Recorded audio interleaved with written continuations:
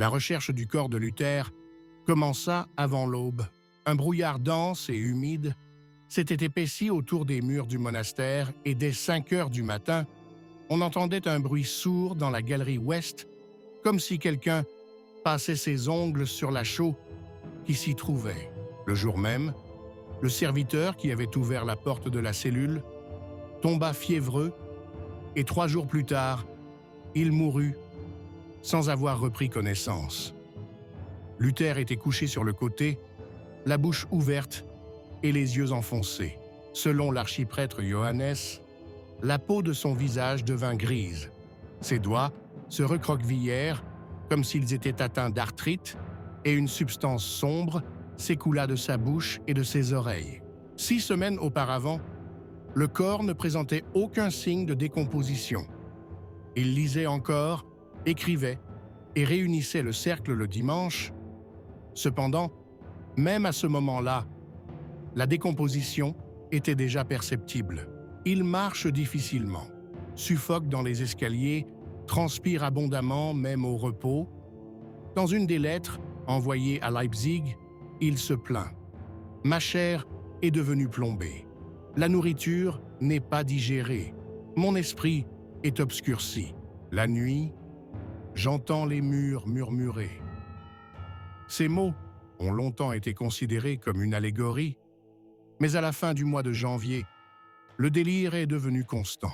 Selon le docteur Karl Zimmer, qui a soigné Luther, les principaux symptômes sont un gonflement des membres inférieurs, une fièvre constante et une éruption cutanée sombre sous les aisselles. Il prescrit une teinture d'anis, du vinaigre et de la cendre de bois et préconise des saignées abondantes pratiquées 4 fois par quinzaine. Le sang était épais et dégageait une odeur de fer éventé. Dans son dernier rapport, il écrit « Je penche pour une stase de bile noire et une putréfaction des viscères, causée par de la mauvaise vapeur ou de l'humidité impure. Cependant, certains des symptômes ne me sont pas familiers. » Les serviteurs qui s'occupaient de Luther commencèrent à se plaindre. L'un d'eux dit que ses vêtements sont mouillés le matin, comme s'il avait passé la nuit dans un marécage. Un autre affirma que lorsqu'il touchait sa peau, il ressentait un picotement, comme si quelque chose bougeait en dessous. Les gardiens interdisaient aux personnes extérieures d'entrer dans sa cellule. Même ses compagnons les plus proches n'étaient autorisés à entrer qu'un par un et pas plus d'un quart d'heure. Pendant ces jours, des rumeurs se répandent dans le monastère selon lesquelles le maître parle à quelqu'un la nuit. Un novice a déclaré avoir entendu 2 voix, dont l'une était grande et presque enfantine. Lors de son dernier sermon, prononcé dans une chapelle bondée, sa voix s'est brisée. Il parle de la vengeance à venir, dit que Babylone, elle-même, est en train d'enfoncer ses griffes et que le tambour résonne déjà derrière elle. Ensuite, il est tombé dans le silence. Il n'adressa la parole à personne, se contentant de demander qu'on lui apporte du sel, du vin et un crucifix qu'il plaça à sa tête de lit, enveloppé dans un tissu gris. Le scribe note que Luther ne touchait pas au pain, ne buvait que de l'eau et, une fois, de l'urine. Il disait que c'était plus pur que tout ce que Dieu lui donnait maintenant. Des ulcères commencent à apparaître sur son corps, d'abord dans la région de l'aine et sous les genoux, puis sur l'estomac. Certains saignent, d'autres s'ouvrent et laissent suinter du pus avec une odeur d'huile rance. L'un des médecins, invité officieusement de Taurin, soupçonne un empoisonnement. Il affirme que tout porte à croire qu'il s'agit de poisons d'origine végétale, peut-être à base de racines noires et de champignons moulus. Cependant, aucune preuve n'a été présentée. 2 jours plus tard, il disparaît. La légende veut qu'il se soit enfui. Selon les récits des domestiques, il aurait été retrouvé pendu dans les bois, une croix brûlée sur la poitrine. Les serviteurs commencent à abandonner leurs tâches. La sécurité du monastère est renforcée. 3 anciens soldats sont affectés à la cellule de Luther. L'un d'eux témoignera plus tard sous serment. Il se levait la nuit et grattait la pierre. Nous l'entendions. Un jour, il a crié le mot « Verflucht » 8 fois de suite, puis s'est tu. Et le matin, il y avait une fissure dans le mur de sa cellule, comme si on l'avait frappé avec un poing. Mais c'était de l'intérieur. Le dernier mois de sa vie, il n'a pratiquement pas écrit. Il n'en reste que des bribes. Une liste de noms barrés, des prières illisibles, le mot « sang » répété des dizaines de fois. Tous les papiers ont été saisis après sa mort. Officiellement, pour établir une biographie de l'Église. En réalité, ils ont été détruits. Selon la rumeur, un exemplaire aurait été vendu très cher à un marchand d'Augsbourg. Luther y aurait affirmé avoir vu un archange noir se tenir à la porte et exiger le remboursement de son paiement. Le corps retrouvé dans sa cellule présentait un gonflement anormal de l'abdomen, un assombrissement important de la peau du cou et de la poitrine, ainsi qu'une perte partielle des cheveux et des ongles. Selon le rapport du médecin de la ville de Wittenberg, l'autopsie a montré des signes de putréfaction interne caractéristiques du 3e stade de la peste, bien qu'il n'y ait pas de signes externes d'infection. Le foie était poreux, les poumons noircis, l'estomac vide, à l'exception d'un épais sédiment de couleur noire. L'enterrement est reporté. Une odeur si forte émanait du corps que les moines qui accompagnaient le transfert du cercueil ont vomi. L'un d'eux perdit connaissance. Le couvercle fut martelé sans cérémonie.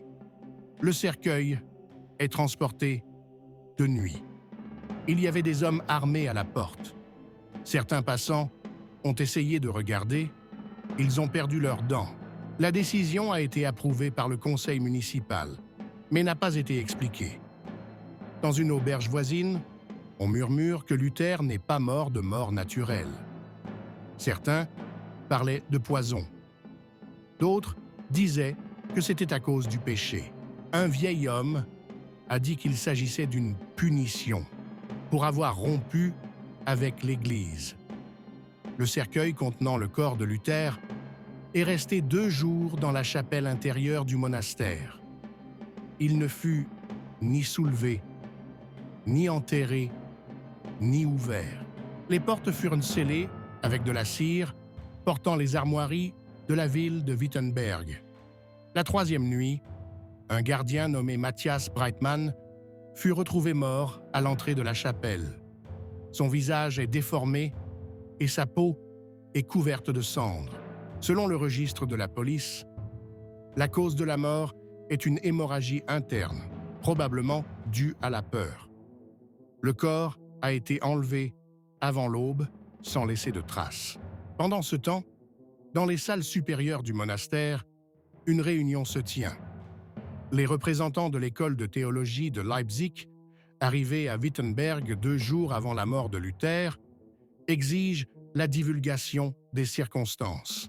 Ils ne sont pas autorisés à voir le corps. La raison invoquée est la menace de la morale et de la superstition. En réalité, il s'agissait de répandre la peur. L'un des moines dit avoir entendu quelqu'un réciter un psaume dans la chapelle pendant la nuit. Mais la porte est restée scellée.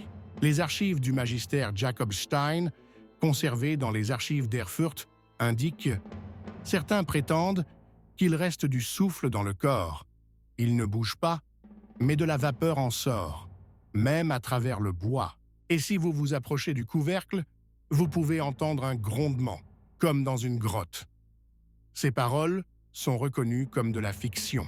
Mais le 4e jour, les murs de la cellule de Luther se sont fissurés et un dépôt de couleur vert foncé est apparu dans la réserve voisine. La femme de ménage qui l'a trouvé est devenue aveugle. Elle mourut 1 semaine plus tard d'une fièvre. À la même époque, une lutte s'engage pour savoir qui a le droit de parler au nom de Luther. Martin Blommaert, le chef de l'église de Halle, prétendit que Luther lui avait remis de son vivant un parchemin contenant ses dernières instructions. Mais personne n'a jamais vu le parchemin lui-même. Un autre prétendant, le pasteur Otto Kroos, a assuré que Luther s'était préparé à revenir à la doctrine catholique au cours des dernières semaines. Cela provoque la colère des partisans de la Réforme. Des réunions secrètes commencent. En l'espace d'une semaine, 9 frères ont quitté le monastère.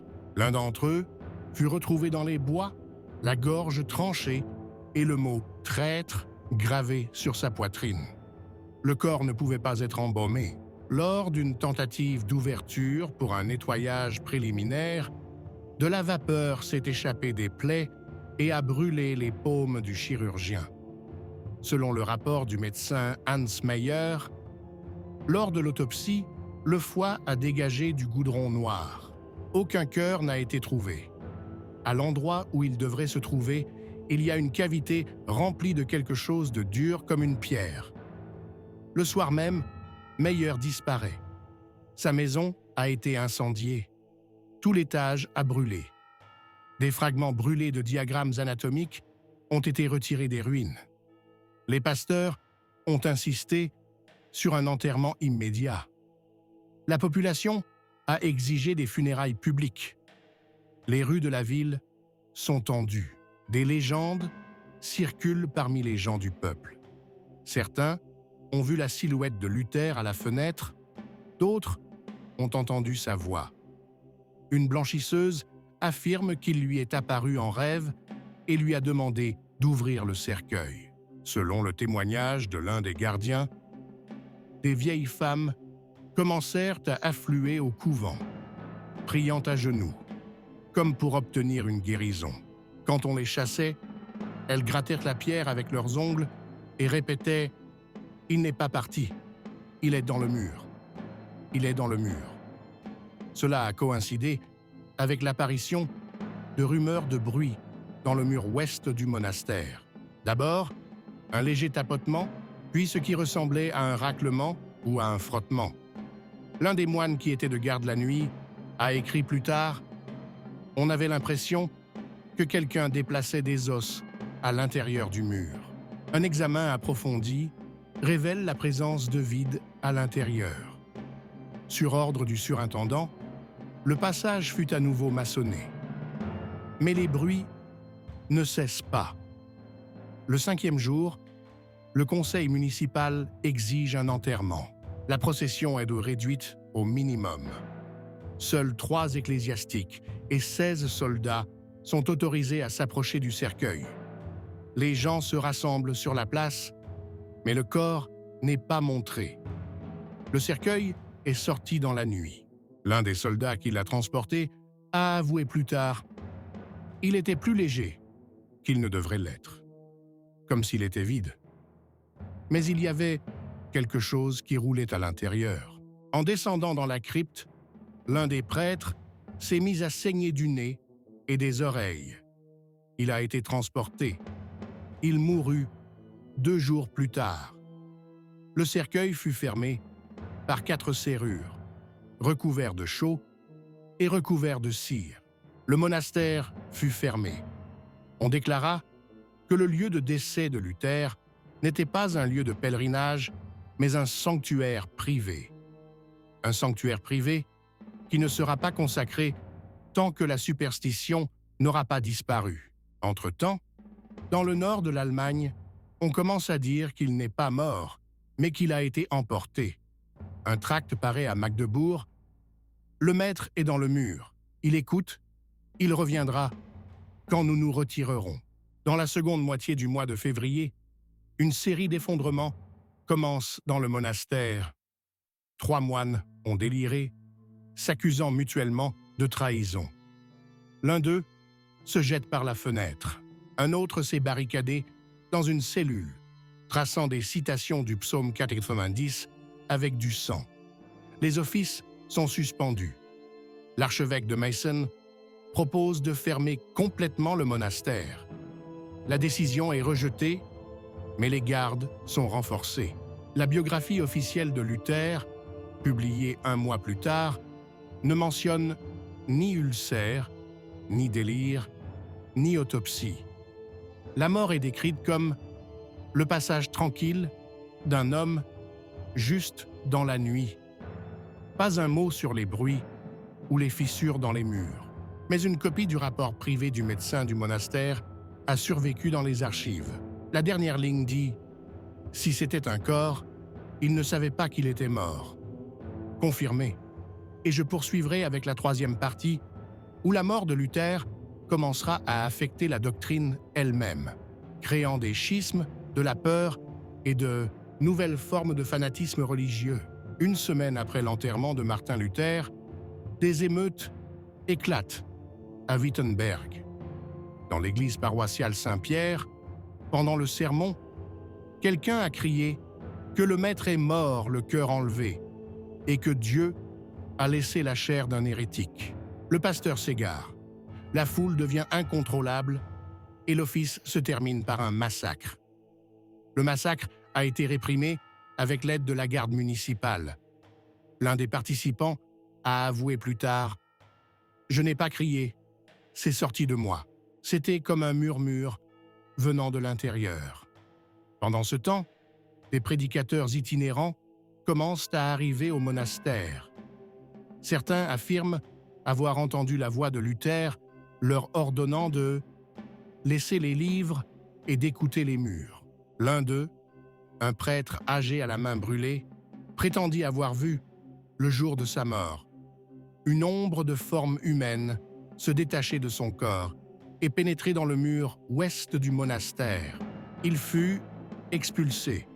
Mais le lendemain matin, dans la chapelle, on trouva le mot gravé dans la pierre. Ici. Il se passe des choses étranges à l'intérieur du monastère. La chaux, sur les murs des cellules, commence à s'écailler. Les moines se plaignent du froid nocturne et de l'odeur nauséabonde qui règne dans les couloirs étroits. L'un d'entre eux, frère Thomas, a déclaré que, la nuit, c'était comme si la pierre respirait. Un autre a commencé à avoir des crises d'épilepsie et à crier dans une langue inconnue. Il est enfermé. 2 jours plus tard, il mourut d'un arrêt cardiaque, serrant ses propres pieds dans ses bras. Une page écrite de la main de Luther a été retrouvée dans sa cellule. Mais les experts de Halle estiment qu'il s'agit d'un pur faux. Une crise doctrinale se prépare. Les partisans de Luther sont divisés. Certains pensent que sa mort est sacrificielle et prophétique, d'autres qu'il est mort sous l'emprise du péché, dans la folie, et que c'est un signe de la colère de Dieu. Les premières révoltes éclatent. Dans un village, près de Leipzig, tous les exemplaires des traités de Luther sont brûlés, accusés d'ouvrir les portes de l'enfer. Ils les accusent d'ouvrir les portes de l'enfer. À Hambourg, une foule tente de détruire une église où enseigne l'un des disciples de Luther. Les participants sont dispersés, mais l'un d'eux crie avant de mourir « Il n'est pas parti, il n'est pas parti, il est entré chez nous, il est entré en nous. » La cellule de Luther était surveillée dans le monastère. Elle resta fermée, mais des changements commencèrent à s'y produire. Le lit en bois s'est fendu et craqué comme sous l'effet d'une chaleur extrême. Les poutres du plafond étaient tachées. 2 chiens de garde ont été placés à l'entrée. Les 2 sont morts. 24 heures plus tard, l'écume à la bouche et des traces de griffes sur le ventre. Officiellement, la rage. Officieusement, aucune morsure n'a été constatée. L'un des pasteurs, venu d'Erfurt, a déclaré « C'est une punition pour l'orgueil. Nous avons fondé l'Église sur la chair et non sur l'esprit. Le corps dans lequel la rébellion a vécu est maintenant en train de pourrir et de la fumée s'en échappe. » Et de la fumée s'en échappe, son discours a provoqué une scission dans l'Assemblée. 3 pasteurs refusèrent de donner la communion aux fidèles jusqu'à ce que le Conseil se réunisse. Cela devint un précédent. Les offices furent suspendus à Wittenberg pendant un certain temps. Les habitants de la ville ont commencé à tomber malades. Les enfants d'abord, ils se sont réveillés en hurlant, incapables de parler, se frappant la tête contre les murs, puis les vieillards. L'un d'eux est tombé de fièvre le 5e jour, et avant de mourir, il a répété « Il regarde à travers la pierre, il murmure à travers la maçonnerie ». Les rapports des médecins n'ont relevé aucun signe d'infection, mais dans les archives, scellées par la suite, on peut lire « Les morts sentaient la chaux et la sueur cadavérique ». Sur l'insistance de la garde municipale, le monastère est placé sous surveillance. Mais la 8e nuit, des bruits se firent à nouveau entendre depuis le mur occidental. Les soldats affirment avoir entendu non pas des frottements ou des grondements, mais des paroles. Les mots étaient indistincts, mais le rythme ressemblait à un psaume. L'un d'eux, le capitaine de la garde, se frappe la poitrine en criant « Silence! Silence! Silence !» Il est congédié. Le soir même, il se pend. Sa lettre de suicide ne contenait qu'un seul mot : péché. L'archevêque de Meissen arrive avec une inspection. Il tente d'entrer dans la cellule. On lui ouvre la porte. Il faisait froid à l'intérieur et le sol était recouvert d'une fine couche d'humidité. La pierre sous le crucifix était fissurée et l'air était épais comme de la fumée. L'archevêque ne dit rien. Il sortit en silence, donna l'ordre de briquer l'entrée et de ne dire à personne ce qu'il avait vu. De retour à Meissen, il abandonne son autorité.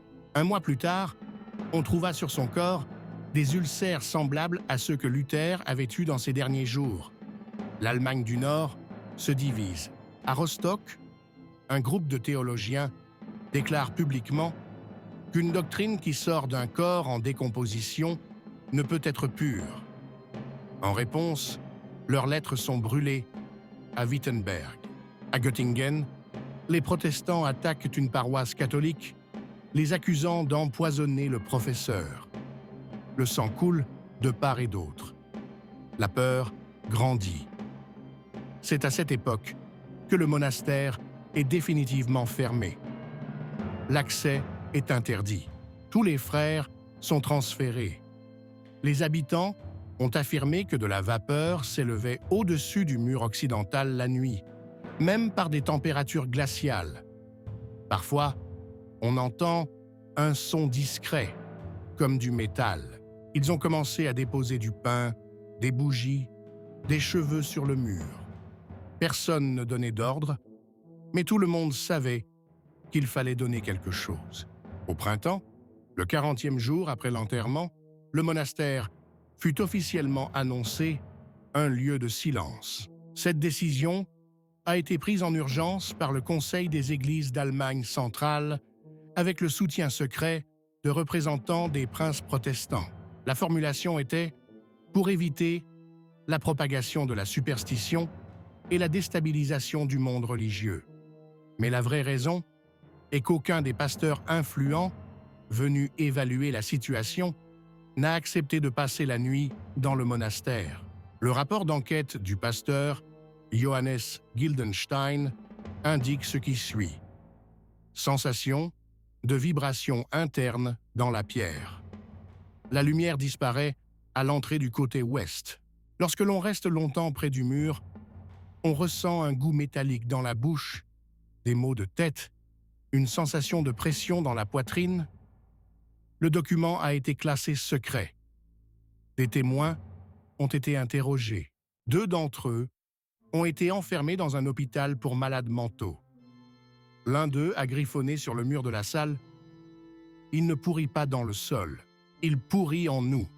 Entre-temps, des phénomènes ont commencé à se produire sur le terrain qui seront plus tard décrits comme les enquêtes de Wittenberg. À Lauenburg, un pasteur devint muet, après avoir tenté de lire à haute voix un extrait de la dernière lettre de Luther. À Salle, des enfants se mettent à dessiner des visages sans yeux, affirmant que c'est à cela que ressemblait le maître dans un rêve. À Leipzig, une imprimerie préparant un recueil de sermons de Luther accompagné d'une préface sur sa mort paisible, brûle pendant la nuit. Le feu a pris sur une étagère où étaient stockées des feuilles de correction. L'imprimeur, qui a tenté de sauver les documents, est mort par asphyxie. Des témoins ont raconté qu'avant de mourir, il s'est frappé le visage comme pour chasser les mouches. À l'ouest de Wittenberg, un mouvement se forme, que les historiens appelleront plus tard la fraternité muette. Il s'agit de mendiants, de pèlerins et d'anciens étudiants de monastères qui ont renoncé à la parole et à la communication. Ils marchaient par groupes de 5 ou 6 personnes, portant des paquets de cendres, des bouts de tissu, des feuilles brûlées. Sur leur poitrine se trouvait une croix dessinée avec des cendres. Ils se sont rassemblés devant le mur occidental, immobiles dans la nuit. Lorsque les gardes tentent de les disperser, ils se mettent à murmurer le même passage de la Genèse. Et les ténèbres étaient sur l'abîme. Et les ténèbres étaient la parole. Et les ténèbres furent la parole. La peur prend le dessus. Le conseil municipal interdit la mention du nom de Luther dans les sermons publics. Les étudiants en théologie sont invités à n'étudier que les ouvrages canonisés. Quiconque distribue des copies manuscrites des derniers écrits de Luther est déclaré hérétique. Le premier procès, pour l'exemple, a eu lieu à Erfurt. Le professeur accusé a affirmé avoir vu la nuit le visage de Luther dans le mur de sa propre cellule et qu'il lui avait dit de finir d'écrire l'épître. Il est exécuté sur la place du marché. Avant de mourir, il s'écria « Il est revenu, il est dans la pierre ». On tenta de démolir le monastère. Les travaux ont commencé en juin. On commença par démolir le mur extérieur de l'aile orientale. Puis, on s'attaqua à l'aile ouest. Mais dès que le marteau a commencé à frapper la pierre, 5 ouvriers ont ressenti une douleur aux yeux. 2 sont devenus aveugles. L'un d'eux est mort d'une hémorragie cérébrale. Les travaux sont interrompus. L'architecte, qui venait de Halle, partit précipitamment. Dans son journal, on peut lire « Au 3e coup, la pierre a gémi, je l'ai entendu, ce n'était pas un écho ». Après cela, le monastère fut entouré d'une clôture en bois et déclaré fermé à jamais. La carte de Wittenberg, publiée la même année, ne mentionne pour la première fois pas le bâtiment du monastère. Il est remplacé par un vide. Toutes les références ultérieures à l'histoire de la Réforme devinrent strictement calibrées, dépourvues de corporalité, sans mention des détails de la mort. De nouveaux traités paraissent sur la transcendance spirituelle de Luther, dans laquelle son corps ne meurt pas, mais s'élève dans la doctrine. Mais les rumeurs n'ont pas disparu. Des pasteurs affirment que lorsque certains passages des derniers sermons sont lus, de la vapeur s'échappe du parchemin. Les fermiers apportaient des poulets, du sel et du charbon au mur ouest, non pas comme une offrande, mais comme un paiement. La carta desapareció posteriormente. Oficialmente, no existía. Mientras tanto, se formaba una zona de silencio alrededor del monasterio. Empezaron a nacer bebés muertos en casas situadas a menos de 300 pasos del antiguo edificio. Il s'est présenté comme chercheur et a pu accéder au périmètre extérieur. 2 jours plus tard, il a été retrouvé dans une taverne à la porte de la ville. Il ne parlait pas. Ses vêtements étaient mouillés, comme une cave.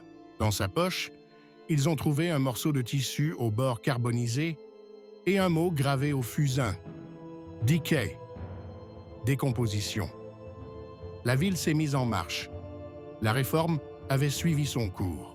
Mais au centre de Wittenberg, derrière une clôture, derrière une porte défoncée, au milieu de la chaux, du sel et de l'obscurité, il restait une cellule, une pierre qui ne pouvait être détruite, une odeur qui n'avait pas disparu, une ombre qui, comme l'ont écrit les chroniqueurs, n'est pas tombé de la lumière, mais s'y est opposé. À l'automne de la même année, 7 mois après la mort de Luther, le premier congrès théologique, après un long intervalle, se tint à Wittenberg. L'une des questions à l'ordre du jour était de savoir comment interpréter les dernières semaines de la vie du maître. Aucune des personnes présentes n'a parlé d'ulcères, d'hallucinations, d'autopsie ou de grattage du mur. Le procès-verbal de la Convention commence par la phrase suivante. Le corps se repose, l'esprit continue. Mais le bruit courut parmi les représentants des principautés méridionales qu'une lettre fermée de l'archevêque Meissen avait été présentée au Congrès, contenant 9 points, parmi lesquels ne pas discuter publiquement des circonstances de la mort, ne pas toucher aux lettres tardives dans l'enseignement et surtout ne jamais s'approcher du mur occidental. La lettre a ensuite disparu. Officiellement, elle n'existait pas. Pendant ce temps, une zone de silence se forme autour du monastère. Des enfants morts ont commencé à naître dans les maisons situées à moins de 300 pas de l'ancien bâtiment. 2 cas sont consignés dans les registres paroissiaux de la ville. L'un avait la peau couleur d'argile, l'autre n'avait pas d'yeux. Les habitants ont commencé à quitter le quartier. Le commerce disparaît. Les murs des bâtiments étaient couverts de sel, alors que personne n'en avait mis. Les chiens évitent l'endroit. Les chevaux hennissent. En décembre, le conseil municipal a organisé une consécration spéciale du périmètre. Des prêtres sont venus d'Eisenach, de Halle et de Zito. 8 psaumes ont été récités. Le matin, 2 prêtres ne se sont pas réveillés. L'un est mort dans son sommeil. L'autre fait un arrêt cardiaque, les yeux ouverts, le visage figé dans une grimace d'horreur. Les corps sont sortis clandestinement. Les registres ont été détruits. Ensuite, les autorités ont pris une mesure symbolique. Une croix de bois sans nom a été érigée sur le site du monastère. Pas de date, pas de signature, seulement une inscription. Ici a été dit ce qui ne peut être oublié. Les gens l'ont pris différemment. Certains pensaient qu'il s'agissait de la Réforme. D'autres pensaient qu'il s'agissait du cri de Luther. D'autres encore disaient « Ces mots ne sont pas les siens ». Au fil des ans, le monastère a été envahi par la végétation. Les murs s'effondrèrent, les passages disparurent, mais la pierre du mur occidental ne s'est pas fissurée. Elle est restée recouverte de mousse. Elle présentait une fissure interne d'où s'échappait la nuit, comme le prétendèrent les habitants, un son discret, ni un gémissement, ni un murmure, mais comme une respiration. Au printemps du XVIe siècle, plusieurs étudiants en théologie ont tenté d'organiser un office nocturne dans l'épave. L'un d'entre eux disparut par la suite. 2 d'entre eux furent déclarés malades mentaux. L'Église ne mentionne plus la mort de Luther en détail. Les biographies sont révisées. Tous les symptômes, tous les dossiers médicaux, les lettres, les dénonciations, les témoignages sont détruits, édités, réécrits. Les étudiants ont été contraints de n'apprendre que les premiers écrits. Les lettres récentes ne sont pas publiées. La cellule du monastère n'est plus appelée cellule. On l'appelait simplement vide. Néanmoins, la mémoire populaire a survécu. La tradition orale de Wittenberg a longtemps raconté que dans la nuit du 11 au 12 février, le jour de la mort, si l'on tend l'oreille vers le sol, près de l'ancien monastère, on peut entendre le maître discute encore. Pas la prière, pas la paix, mais la dispute, avec lui-même, avec son ombre, avec Dieu. Certains disent que la pierre a commencé à se fissurer, non pas à cause du temps, mais à cause des mots, qu'à l'intérieur du corps, qui pourrissait sans cœur, quelque chose était né, Non pas un esprit ou une chair, mais une réponse. Et cette réponse est restée dans la chaux, dans le plâtre, dans l'air humide entre les maçonneries. Elle ne connaît pas l'oubli parce qu'elle n'est pas née en tant qu'homme. Elle est née de la douleur, du doute, de ce qui n'a pas été dit. Lorsqu'un nouveau bâtiment de l'université de théologie a été construit sur le site du monastère au XVIIe siècle, les bâtisseurs ont refusé d'utiliser la vieille pierre. L'un des ouvriers qui avait livré les blocs de pierre est mort la nuit même. Un clou cassé a été retrouvé dans sa gorge. Le corps de Martin Luther, qui avait enflammé toute l'Europe avec ses mots, a donc terminé son voyage dans le silence.